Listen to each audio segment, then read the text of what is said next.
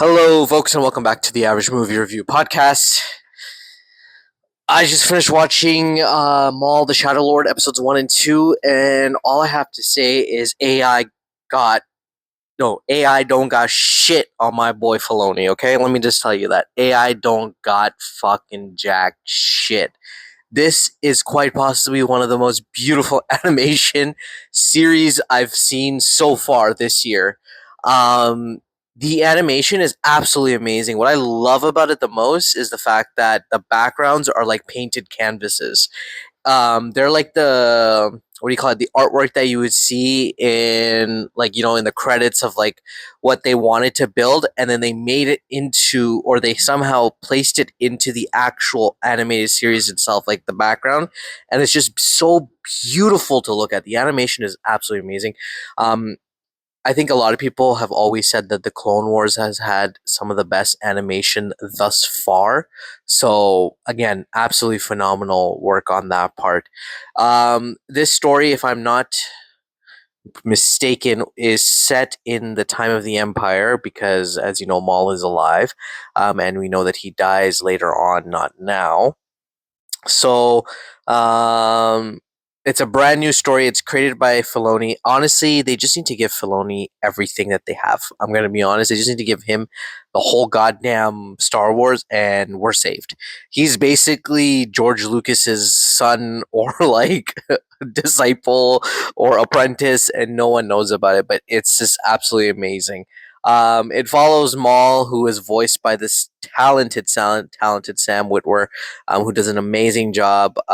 There are some new characters. We have Gideon Adlon, who plays Devin Isra, who is a Jedi, or a Jedi in training. Wagner Mora, you know him maybe as Pablo Escobar, from Netflix, who plays Brandon Lawson. And I think really that's really the most important. And Dennis Haysbert, who plays Master Eco Dio.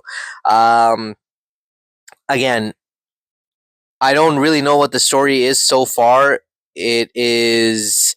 It just seems like it's placed right after he loses the syndicate, and right now it just seems like he's just going around and getting his revenge against the syndicate. But he's also looking for an apprentice who happens to be Devin. Episode 1 opens up amazingly. He's just pretty much, at this point in episode 1 and 2, he's just pretty much getting revenge on the people that have betrayed him in the past, and that's about it. We got a hallway scene, right? So now we have the trifecta. We had Luke, we had Darth Vader, and now we have Maul. So I don't think we need anything else. The whole gang is here. Absolutely phenomenal job on that part. Um, yeah, honestly, it's an amazing show. It's brand new. Again, I don't know the story too much. I didn't even really watch the trailer. I kind of just knew it was coming out, so I thought I'd give it a shot. It's a Star Wars thing. I'm enjoying it. It's made by Filoni. It can't go wrong. So far, every episode has been amazing. 30-minute episodes of just pure epicness.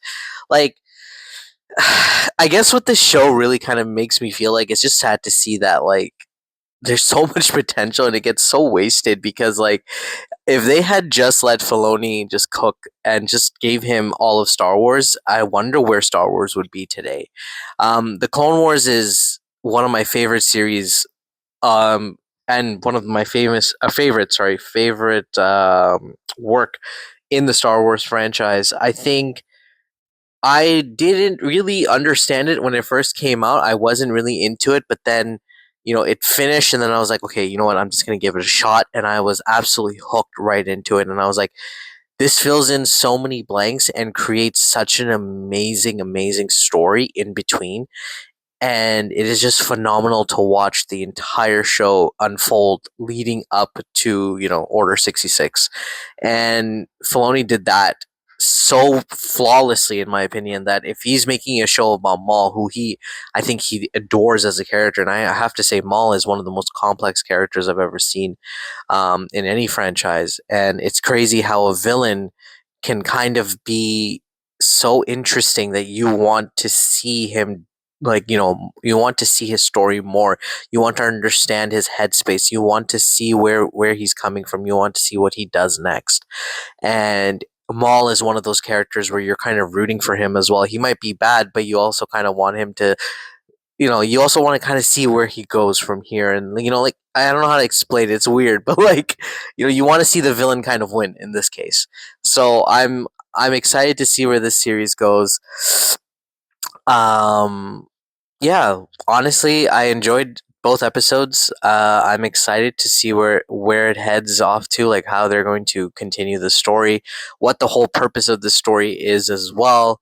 The first episode just leads with kind of like a little bit of like a bank heist, and then there's some revenge, and you see Maul in his full form.